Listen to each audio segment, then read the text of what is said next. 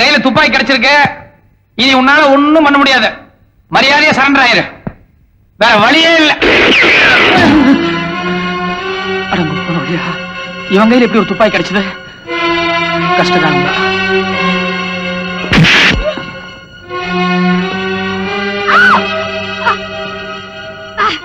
போச்சுடா, ஏதோ ஒரு பொம்பளை பிடிச்சிட்டான் போல இருக்கு.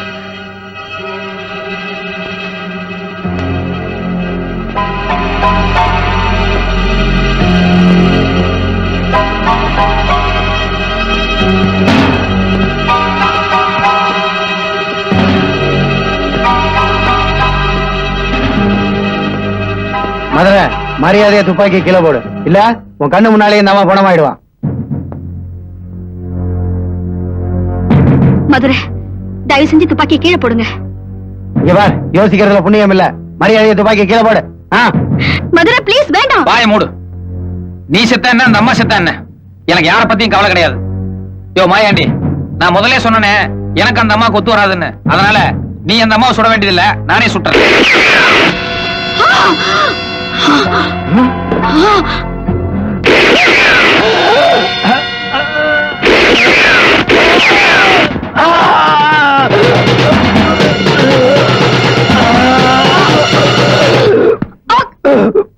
அம்மா லலிதா, அம்மா ஐ எம் சோ சாரி.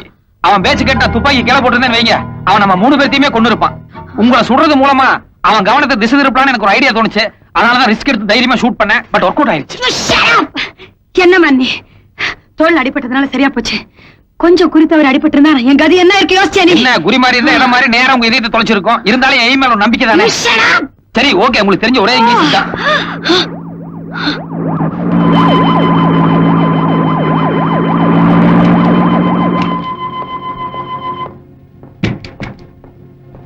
பாத்தீங்களா, உங்க டிபார்ட்மெண்ட் உங்களை காப்பாத்துறதுக்கு இப்பதான் வந்து. இந்தாங்க மாயாண்டிய நான் சுட்டதா சொல்லி என்ன மாட்டி விட்டாதீங்க. நீங்க சுட்டதா சொல்லுங்க, உங்களுக்கு ஒரு தங்க பதக்கம் கொடுப்பாங்க. நான் வரேன். நில்லு மேன், இல்ல என்ன இனிமே இந்த திருட்டு தொழிலை விட்டுரு. என் டிபார்ட்மெண்ட்ல சொல்லி உனக்கு ஒரு நல்ல வேலை வாங்கி தரேன். வேலை வாங்கி கொடுத்துருவீங்க சரி, ஆனா வருமானம் இப்ப கிடைக்கிற வருமானம் கிடைக்குமாங்கிறதா சந்தேகமா இருக்கு.